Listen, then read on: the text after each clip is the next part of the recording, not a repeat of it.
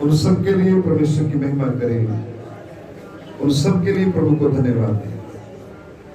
स्वर्ग दे प्रभु को महिमा दे, स्वर्ग दे प्रभु की तारीफ करें।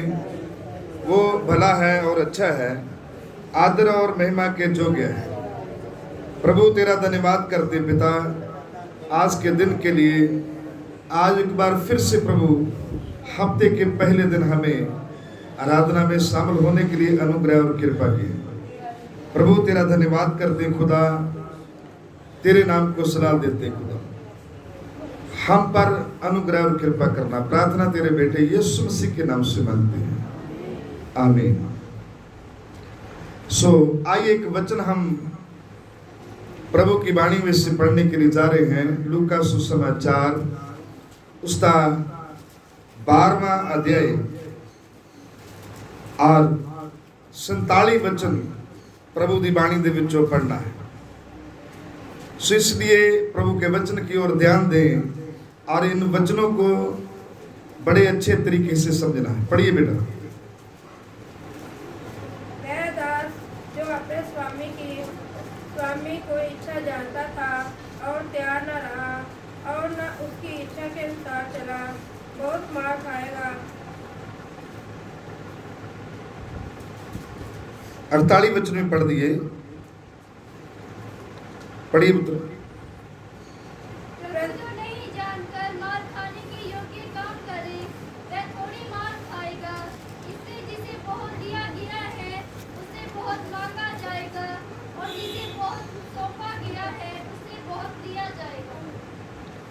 प्रभु का वचन सानू दसता है, प्रभु ने हमें अपने वरदानों से भरा है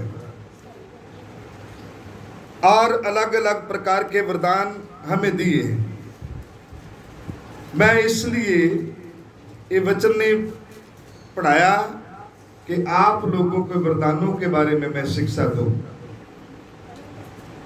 ये वचन इसलिए मैंने पढ़ाया है कि आप इन बातों को खास करके समझिए कि जेड़ा नौकर अपने मालिक की इच्छा को जानता सी पर उसके अनुसार उन्हें काम नहीं किया, वो तैयार नहीं रहा।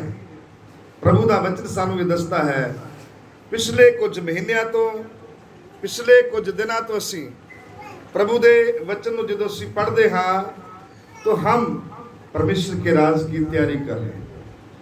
क्योंकि यीशु मसीह ने क्या, पहला मेरे धर्म ते राज की करो, खोज करो, दुनिया दी सारी अवस्था तुम्हें मिलेगी। बीमारी क्या मैंने रखती है, कोई मैंने नहीं रखती। जीवन के आगे बीमारी कोई मैंने नहीं रखती। परमेश्वर का वचन सानू दसता है, जदों नाइन विधवा का पुत्र मर गया तो वचन में लिखा है कि उसके पुत्र की लाश को लोग उठाकर अर्थी को शहर से बाहर लेकर जा रहे थे। शहर तो बाहर लेके जा रहे सन। प्रभु का वचन सानू दसता है, जदों असी इन वचनों ते ध्यान देंदे हाँ तो वचन दे विच लिखिया है, वो लोग ओदी अर्थी नूं उठा के बाहर नूं लैके जा रहे ने, पर बाहर से शहर के अंदर की ओर जीवन आ रहा है। मौत बाहर जा रही है, जीवन बाहर से अंदर को आ रहा है। हालेलुया। तो इसका मतलब यीशु मसीह किस लिए आया, इसका मतलब यीशु मसीह क्यों इस दुनिया ते आया, इसका मतलब है यीशु मसीह किस वास्ते इस संसार में आया। वो चाहता था कि तुम जीवन पाओ और बहुत ऐश से पाओ। प्रभु का वचन सानू दसता है, प्रभु के वचन के अनुसार असी देखते हैं। परमेश्वर का वचन सानू ये कहता है कि यीशु मसीह ने अपने चेलियां नूं कहा, तुम जीवन पाओ, तुसी जीवन पाओ ते बहुत ऐश दे नाल पाओ। एक बार फिर 47 वचन असी पढ़ देते हैं, पढ़िए, जोर से पढ़ना है। वह दास जो अपने स्वामी की इच्छा नूं जानदा सी और तैयार ना रहा। इसका मतलब है परमेश्वर के राज में शामिल होने वास्ते सानू तैयारी की जरूरत है। आराधना दे विच शामिल होना है, ਉਹਦੇ ਲਈ भी तैयारी की जरूरत है। प्रभु की मेज में शामिल होना है, ਉਹਦੇ ਲਈ भी सानू तैयारी की जरूरत है। मेरा ख्याल है कि अजे तक असी इस वचन को कभी भी नहीं सुनिया ते ना पढ़िया है। इवन मैं भी बताता हूं कि मुझे 25-26 साल तो इस वचन के उत्ते कभी प्रचार नहीं किया। तो मैं आपको याद दिलाना चाहता हूं, मैं पिछले 2 हफ्ते यही वचन के ऊपर बोलने के लिए जो मुझे समा मिलिया, मैं उस वचन को तुहाडे हृदय दे विच पाउणा चाहता।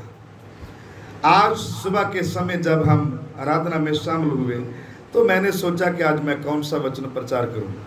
ता परमेश्वर दे आत्मा ने मुझे कहा कि आज फिर से वही प्रचार करना जो 2 हफ्ते पहले किया है। तो शायद मैंने एक गल भी याद आई, साडे एक बजुर्ग सन जिन्हां दा नाम एल्डर नज़ीर मसीह सी, वो जदों भी कदे प्रचार करते सन लूका सुसमाचार दे विचों प्रचार करते सन। तो कई बारी लोग उन्हां दे बारे कहते सन इन्हू इको अंजील लभी है लूका दी। वचन ये दसदा है प्रचार करना है तो लूका दी अंजील पढ़ना अनिवार्य है। प्रचारक बनना हाँ ते लूका दी अंजील पढ़ना बहुत की है, जरूरी है, क्योंकि वो सुसमाचार की अंजील है। क्योंकि उन वचनों को पढ़कर थ्यूपलेसी नहीं बल्कि दूसरे लोग भी हमेशा का जीवन प्राप्त करें। हालेलुया। परमेश्वर का वचन जो है वो सिर्फ एक व्यक्ति के लिए नहीं होता है, वो सबके लिए होता है। क्योंकि ये किताब जो है, जो बाइबल है, इसे हम विश्ववाणियों की किताब कहते हैं। इन्हां वचनां नूं जो पढ़दे हां ते इस किताब नूं, इस ग्रंथ नूं असीं भविष्यवाणियां दी किताब कहते हैं, भविष्यवाणियां दा ग्रंथ कहते हैं। तो मेरे अजीज बहन भाइयों, आइए फिर हम चले जाएं उन वचनों के ऊपर जो हमने पहले 2 हफ्ते पढ़े हैं। इन वचनों को हम ध्यान से सुनेंगे। 12वां अध्याय उसका 35 वचन पढ़िए। इत्थे बड़ी सफाई दे नाल एक गल खास करके लिखी गई है, बई तुहाडे लक बन्ने रहन ते तुहाडे दीवे जगदे रहन। हालेलुया। तो वचन ये दसदा है। तीसरी गल मैं इत्थे दसना चाहता हाँ, परमेश्वर दे वचन दे अंदर जदों असीं लेवियां दी पुस्तक पढ़दे हाँ तो वहां लिखा है जगवेदी तो कदी अग बुझ ना जाए। हालेलुया। जगवेदी तो कदी भी आग बुझ ना पाए, क्योंकि अग बुझ गई, प्रार्थना दी अग, उपवास दी अग जिहड़ी साडे जीवन दे अंदर भुख प्यास होना जरूरी है, ये बुझ गई तो समझ लिए आपका विश्वासी जीवन भी खत्म हो गया। परमेश्वर दा वचन सानू दसदा जिंदगी दे विच 2 चीज़ां नूं कदे खत्म नहीं होण देना। खास करके मैं 3 चीज़ां कहांगा। पहली गल, प्रार्थना खत्म नहीं होना चाहिए। दूसरी गल, तुहाडे जीवन दे विचों विश्वास उपवास खत्म नहीं होना चाहिए। नंबर 3, संगति करना कभी मत छोड़ना, क्योंकि संगति चली गई तो समझ लिए आपका नाश जल्दी है। क्योंकि सब तो पहला जो इंसान विश्वास तो गिरता है तो पहले की खत्म होता है, संगति दे विचों जाना। नंबर 2, उपवास चला जाता है। नंबर 3, प्रार्थना चली जाती है। तो अच्छा भला व्यक्ति जो विश्वास में झुंदा रहता है वो अचानक गिर जाता है। हालेलुया। तो वचन ये दसता है कि हमने गिरना नहीं, बैकस्लाइड नहीं होना, बल्कि विश्वास के विच बने रहना। इसलिए हम गाते हैं बने रहो बने रहो यीशु के प्यार में बने रहो। हालेलुया। तो राती मैं जो प्रचार कर रहा सी ओदा मकसद भी यही सी। वचन ये दसता है वो तुहाडा पहला प्यार कभी खत्म नहीं होना चाहिए। तुम्हारा पहला प्रेम कभी खत्म ना हो, क्योंकि जो असी पहला प्यार यीशु मसीह दे नाल छड़ देंदे हां तो समझ लिए हमारे जीवन में गिरावट आना शुरू हो जाता है। तो प्रभु दा वचन सानू ये दसता है। इत्थे असी पढ़िया जेड़ा नौकर अपने मालिक दी मर्जी नूं जानदा कि मेरा मालिक इस तरह दा ते इस तरह दा सुभाव रखदा है ते वो धार्मिकता से इंसाफ करता है, मगर ये सब जानते हुए वो अपने मालिक के प्रति तैयार नहीं रहा। उसने इधरों सुनिया सिर दे उत्तों दी लगा दिता। वचन ये दसदा है जदों असीं परमेश्वर दीआं गल्लां नूं सिर दे उत्तों दी लगा दिंदे हां तो समझ लीजिए हमारे जीवन के अंदर एक कड़तन की जड़ फुट रही है जिहड़ी साडे जीवन को की कर सकती है, बर्बाद कर सकती है। साडे जीवन का स्वादलापन जो है, मुंह का स्वादलापन जोड़ा है, वो खत्म हो जाएगा। हालेलुया। सब लोग कड़तन वाली चीज कोई नहीं खाता। अच्छा, स्वादला भोजन खाते हैं। सुनिए, ध्यान दीजिए। अभी अभी रिसेंटली प्रभु की दासी के द्वारा आपने सुना है कि नमक का जीवन के विच की महत्व है। जब प्रभु के लोग, यीशु के चेले परमेश्वर के वचन के नाल भर गए, तब उसने उनसे कहा, अब तुम जगत के नमक हो। नमक का की मतलब है? नमक हमें ठंडा रखता है। हालेलुया। नमक ज्यादा खा लिए तो ब्लड सर्कुलेशन जो है वो जमना शुरू हो जाता है। इसे करके डॉक्टर कहते तुहाडा ब्लड प्रेशर वधदा, नमक घट खाया करो। तो मैं तुहानू सलाह दिंदा कि खंड भी ते लाल मिर्चा भी घट खाया करो। प्रभु का वचन सानू दसदा, क्योंकि जो उम्र के दिन वधदे जाते हैं तो ये तिन्ने चीज़ां पाचन प्रणाली के अंदर, साडे हाजमे के अंदर इफेक्ट पैदा करते हैं। हालेलुया। साडे जीवन के अंदर, शरीर के अंदर कहते जी डिफेक्ट पै गया, फॉल्ट पै गया। फिर कभी मसलों की नसें बंद हो जाती है, मसलों के विच दर्दां निकलदियां ने, शरीर के विच दर्दां निकलदियां ने, हार्ट अटैक आने की प्रॉब्लम हो जाती है। कदी कदी प्रभु का वचन सानू दसदा है, जिहड़ियां असीं कच्चियां सब्जियां नहीं खाते, उन्हां दे करके भी साडी पेंडिक्स की जो नाड़ है, जो पॉइजन है, वो हमारे लिए खतरा बन जाता है। कच्चियां सब्जियां खानियां भी जरूरी है, पक्कियां सब्जियां खानियां भी जरूरी है। पका के भी खाना जरूरी है, तो कच्चा हरियां सब्जियां सैलड खाना भी जरूरी है। प्रभु का वचन सानू ये दसदा है। ਇਹਦੇ बारे जो ਅਸੀਂ इस नौकर के बारे सुनते हाँ, तो वचन ये दसदा है कि नौकर अपने मालिक की मर्जी को जानता सी, पर उसकी मर्जी को पूरा करने के लिए तैयार नहीं रहा। इत्थे आके वो गच्चा खा गया कि शायद मेरा मालिक एक दूर देश में चला गया तो आने दे विच की लगाएगा, देरी लगाएगा। वचन ये कहता है, जैसे के लोग मानते हैं, जैसे के लोग कहते हैं भाई यीशु मसीह 2021 साल बीत चुके ने इस दुनिया तो गए, वचन दसता है 2000 साल के करीब बीत गए हैं, अभी तक वापस नहीं आया। पर वो कहता, देख मैं छेती होगा ते फल मेरे कोल, जिसका जिहो जिहा काम होएगा उसके अनुसार मैं उन्होंने देंगा, बदला देंगा। कहते इन्ने साल हो गए यीशु मसीह आए नहीं, पर बाइबल की कहती है अजे तो दूसरा दिन ही जा रहा। हालेलुया। अजे किहड़ा दिन जा रहा है? दूसरा दिन खत्म होने वाला है। वचन दसता है जिस दिन तीसरा दिन शुरू होएगा, यीशु मसीह आ जाएगा। हालेलुया। प्रभु का वचन सानू दसदा, क्योंकि वचन ये दसदा परमेश्वर कल और अज जुगां नूं जुग इको जिहा कदी बदलदा नहीं।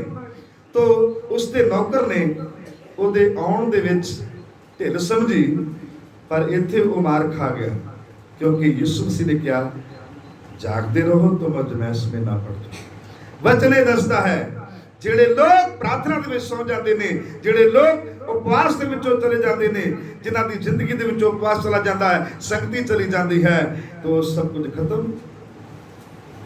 ये क्यों होता है? ऐसा काम क्यों होता है? जब हम घमंड में चले जाते हैं कि हमारे जैसा कोई नहीं।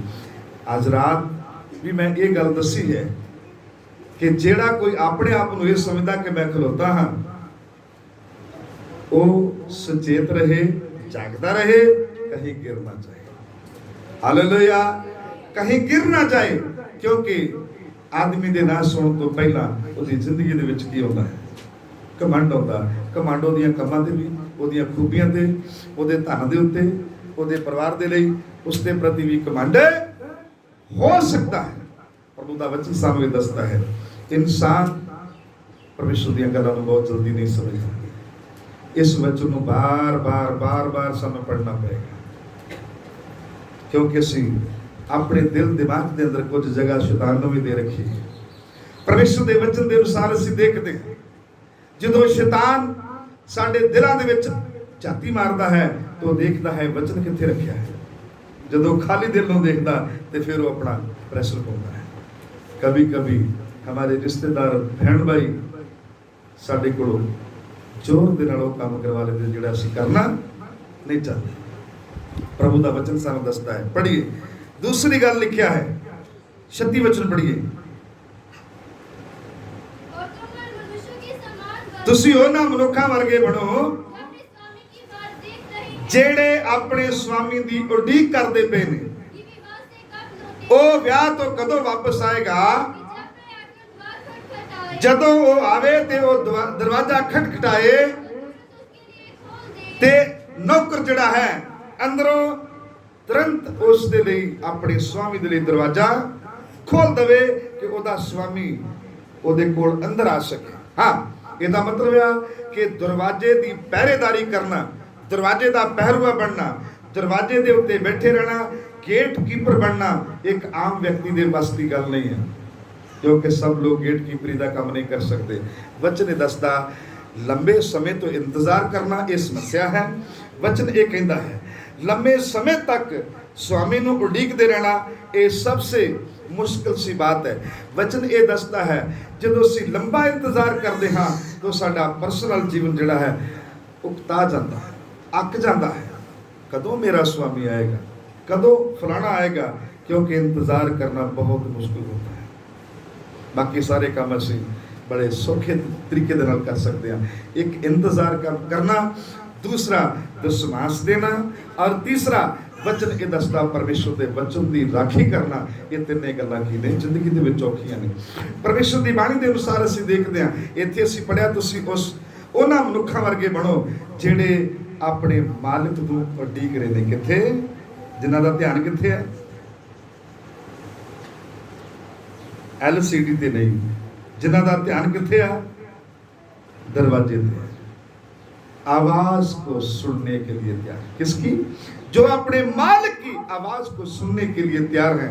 परमेश्वर वचन बताता है, परमेश्वर का वचन जिहड़ा है वो ये दसता है कि वो लोग मुबारक होंगे जिहड़े अपने स्वामी की करते हैं, उठी करते हैं। थोड़ा सा आगे पढ़ते सी। हाँ, इत्थे असीं पढ़िया धन है वो नौकर जिहड़ा ओहदे स्वामी दे आउण दे उत्ते की करदा पिया है, जाग रहा है। इसलिए यीशु ने कहा जागो और प्रार्थना करो तुम परतावे में।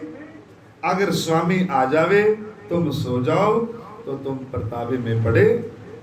आज हमारे जीवन में समस्या क्यों रहती है? हम परतावे में क्यों चले जाते हैं? हम अजमाइश में क्यों चले जाते हैं?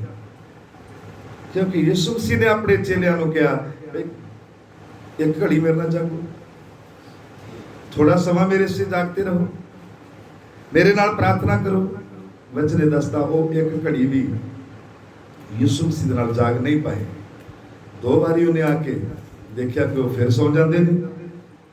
तीसरी बारी फिर जब यीशु ने आकर देखा तो तब उसने कहा अब सोते। यदा मतलब है ਤੁਹਾਡਾ ਅਜਮੈਸ ਦੇ ਵਿੱਚੋਂ ਦੀ ਲੰਘਣਾ ਜ਼ਰੂਰੀ ਹੋ ਗਿਆ। ਹਾਲੇਲੂਇਆ। ਪਰ ਜਿਹੜੇ ਆਪਣੇ ਪਰਿਵਾਰ ਦੀ ਤੇ ਆਪਣੇ ਖੇਤ ਦੀ ਰਾਖੀ ਕਰਦੇ ਨੇ ਉਹ ਆਨੰਦ ਮਨਾएंगे। हालेलुया। क्योंकि गिदोन के बारे में जब हम देखते हैं पूरे देश के अंदर काल है, किसी घर दे विच कणक नहीं, पर गिदोन अपने खेतों की भी ते अपने परिवार की भी की करता है, राखी करता। तब यहोवा के दूत ने उसको आकर कहा हे सूरबीर सूर में परमेश्वर तेरे साथ है। ਇਹਦਾ मतलब है ਜਿਹੜੇ ਜਾਗਦੇ ਰਹਿੰਦੇ ਨੇ, ਜਿਹੜੇ अलर्ट ਰਹਿੰਦੇ ਨੇ, ਆਪਣੇ स्वामी ਦੀ ਉਡੀਕ ਕਰਦੇ ਨੇ ਕਦੋਂ ਆਏਗਾ ਉਹ सूरबीर सूर में। हालेलुया। इसलिए मैं कहता हूं, इस वास्ते मैं बहुत बारी कहता हाँ प्रार्थना दे जोधे ते नेचा दे की बनो सूरबीर बनो। क्योंकि खुदा ऐसे लोगों को ढूंढता है। परमेश्वर ऐसे लोगों को भालदा है ते लभदा है कौन मेरे प्रति वफादार है। आगे बढ़े तो मैं तुमसे सच कहता हूं। वो कहता है यीशु ने क्या मैं तुहानू सच आखदा हां और अपना लक बन के हालेलुया जदों ओदा स्वामी आएगा जिहड़ा नौकर अपने स्वामी का इंतजार कर रहा है ਇਹਦਾ मतलब यीशु आएगा तो सब कुछ बदल देखो हुण ते ताड़ी बजा दो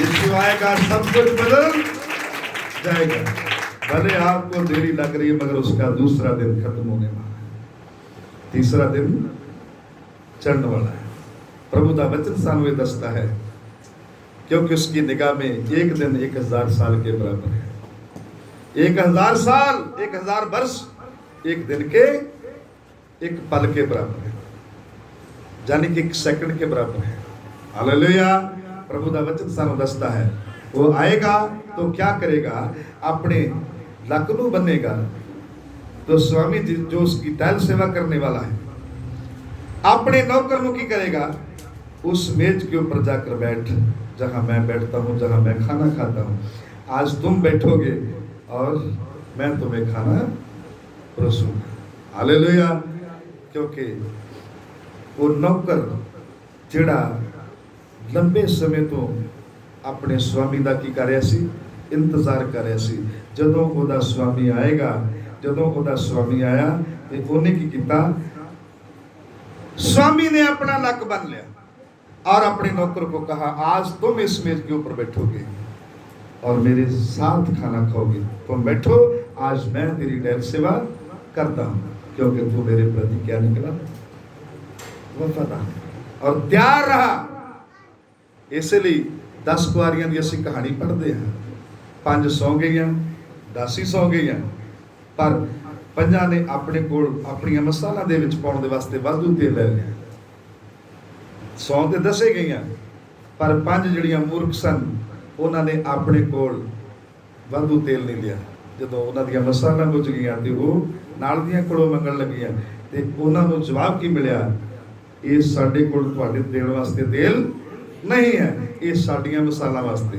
तुम जाओ हड्डियां तो जाके की करो खरीद लो और दुल्हे के साथ मेल मिलाप करो वचन के दसता है जदों तक वो वापस आईया तब तक दुल्हा अंदर जा चुका है हालेलुया ਜਿਹੜੀਆਂ 5 बुद्धवान सन आत्मा दे नाल भरिया होईयां सन जिन्हां दे कोल आत्मा दा अभिषेक सी वो दुल्हा के साथ अंदर एंटर कर गई दुल्हे के साथ अंदर चली गई ब्याह वाले घर दे विच वड़ गई प्रभु दा वचन सानू दसदा है जदों तक 5 मूर्ख वापस आईयां वो भी तेल लेके आ गईयां पर अंदरों दरवाजा की हो चुका बंद हो चुका था जब उन्होंने खड़काया नॉक आउट किया तो अंदर से क्या आई आवाज आई और क्या कहा हमारे लिए दरवाजा खोल दो हमारे लिए दरवाजा अंदर से आवाज आ रही है अब अंदर से बंद हुआ अब नहीं खुलेगा अब तुम दाखिल नहीं हो सकती वचन ये दसता है अपनी तैयारी दे विच कदी भी ढिल नहीं करना पुराने नेम दी कलीसिया जो है वो एक दिन पहला चर्च दे विच जाण तो पहला एक दिन पहला जिन्हों जुमेरात असीं कहते हैं तैयारी का दिन कहते हैं उस दिन उपवास करके दूसरे दिनों परमेश्वर के घर दे विच की करते सन दाखिल होते सन और टोलियां बन बन के जाते सन कई बार असीं अपने परिवार के लोगों भी घरे छड्ड आउंदे आ ते कल्ले मुँह चुक के आ जाते हैं मैं चर्च चलिया वचन दसदा है इत्थे असीं पढ़दे हाँ टोलियां बन बन के लोग परमेश्वर के घर में की करते सन जाया करते सन क्योंकि दाऊद इसके बारे में कहता है मैं खुश होया जदों मैनूं आखण लगे कि आओ यहोवा दे घर चलीए यहोवा दे घर दे विच ओही एंटर कर सकते ने जिहड़े तैयार नहीं वचन दसदा है तैयारी करें तैयारी दे नाल रहना ते जागदे रहना जिहदा मतलब प्रार्थना उपवास ते शक्ति तुहाडे जीवन दे विचों कदी ना जाए नंबर 4 रोटी तोड़न दे विच लगे रहना है बाकी काम जिहड़े ने वो धार्मिकता दे काम ने उन्हां नूं पूरा करन दे लई भी तैयार रहना है प्रभु दा वचन सानूं दसदा है आइए असीं इन्हां वचनां जदों पढ़दे हां तो 40 वचन पढ़िए पुत्र यीशु मसीह ने क्या तुम भी तैयार रहो ਜਿਸ ਘੜੀ ਤੁਸੀਂ ਸੋਚਦੇ ਵੀ ਨਹੀਂ ਹੋਵੋਗੇ, उसी घड़ी पुरुष का पुत्र आ जाए। ਉਸੇ ਘੜੀ ਮਨੁੱਖ ਦਾ ਪੁੱਤਰ ਸੁਆਮੀ ਆ ਜਾਏਗਾ। ਹਾਂ, तब पतरस ने कहा, बस प्रभु का वचन ਸਾਨੂੰ ਦੱਸਦਾ। हाँ, पतरस ने क्या कहा ये भी सुन लेते हैं। हे हे प्रभु, प्रभु, क्या ये दृष्टांत तू हमें भी या सबसे कहता है? ਆ ਜਿਹੜੇ ਦ੍ਰਿਸ਼ਟਾਂਤਾਂ ਦੇ ਦੁਆਰਾ ਤੂੰ ਸਾਡੇ ਨਾਲ ਗੱਲਬਾਤ ਕਰਦਾ, ਹਾਂ, ਇਹ ਕਈ ਵਾਰੀ ਸਾਡੀ ਸਮਝ ਦੇ ਵਿੱਚ ਨਹੀਂ ਆਉਂਦੇ। तो यीशु मसीह ने पतरस को कहा कि स्वर्ग ਨੂੰ ਜਾਣ ਦੇ ਜਿਹੜੇ ਭੇਤ ਨੇ, स्वर्ग ਦੇ ਵਿੱਚ ਐਂਟਰ ਕਰਨ ਵਾਸਤੇ ਜਿਹੜੇ ਭੇਤ ਨੇ, ਉਹਨਾਂ ਦੀ ਸਮਝ ਤੁਹਾਨੂੰ ਦਿੱਤੀ ਗਈ ਹੈ। ਸਮਝ ਗਏ ਗੱਲ ਨੂੰ? ਸੋ ਪ੍ਰਭੂ को धन्यवाद दें। आइए अपनी अपनी जिंदगी के उत्ते गौर करिए।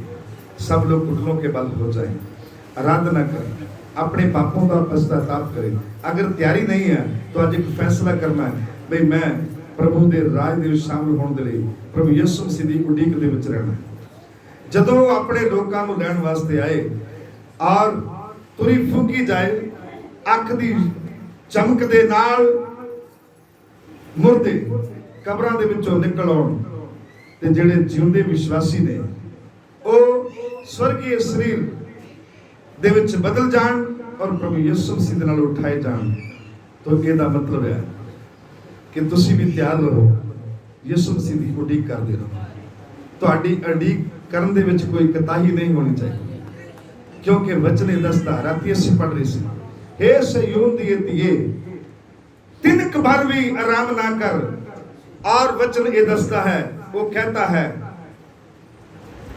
रात दे हर पैर वेले, रात दे हर पैर दे पहले वेले उठे ते अपने बाल बच्चों लिए की कर प्रार्थना कर कि प्रभु मैं तेरे राज दे लिए तैयार हाँ, तू मेरे बच्चों को भी अपने राज दे लिए की कर तैयार कर, जो नाश हो रहे ने, जो मौत के बंधना दे विच ने, जो शैतान के बंधना दे विच ने, जो मौत के जाल में फंसे हुए हैं, उन सब के लिए प्रार्थना करते रहे।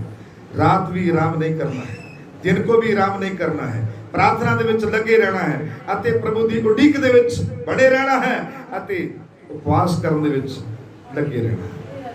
प्रभु का वचन सानू दसदा है, तुम भी उन लोगों की तरह बनो जिन्हां दा मालिक दूर देश में विआह दे विच चला गया ते जदों तक वो आया नहीं उदों तक उहदा इंतजार करते रहे। प्रभु का वचन सामने दसता है, यीशु मसीह ने कहा तुम भी उडीक में लगे हो, तुम भी अपने स्वामी का इंतजार करो। इंतजार करना, क्योंकि हम धर्मी बने नहीं, धर्मी बनते जा रहे हैं। हमारी धार्मिकता के काम अभी पूरे नहीं हुए, अभी पूरे होने बाकी हैं। हमें प्रभु यीशु मसीह का सुसमाचार पूरे संसार में फैलाना है, अभी फैला नहीं है। हमने अपने जीवन में उस टारगेट को, उस निशाने तक पहुंचना है, क्योंकि संत पौलुस कहता है मैं अपने निशाने तक दबी जाता, मैं अपने निशाने ਨੂੰ ਹੱਥ ਪਾਉਣ ਵਾਲਾ, मैं अपने निशाने तक दौड़ लगा छड़ी है और मैं अपनी दौड़ को पूरा करने वाला। जब तक यीशु मसीह नहीं आता है तब तक दौड़ते रहिए, तब तक अपने टारगेट की ओर निशाना रखें। वचन दसता यीशु की ओर देखते रहे, वो कब आएगा? वो जल्दी आने वाला है। यीशु आएगा तो सब कुछ बदल जाएगा, जीवन के हालात बदल जाएंगे, ਤੁਹਾਡੇ ਜੀਵਨ ਦੇ ਹਾਲਾਤ ਬਦਲ ਜਾਣਗੇ, ਤੁਹਾਡੇ ਜੀਵਨ ਦੇ ਘਰ ਦੇ ਹਾਲਾਤ ਬਦਲ ਜਾਣਗੇ, ਤੁਹਾਡੇ ਬੱਚਿਆਂ ਦੇ ਜੀਵਨ ਦੇ ਹਾਲਾਤ ਬਦਲ ਜਾਣਗੇ, सब कुछ बदल जाएगा यीशु के नाम। सब लोग अपने हाथ उठा के प्रभु को धन्यवाद। पिता तेरे नाम की महिमा करते हैं खुदा।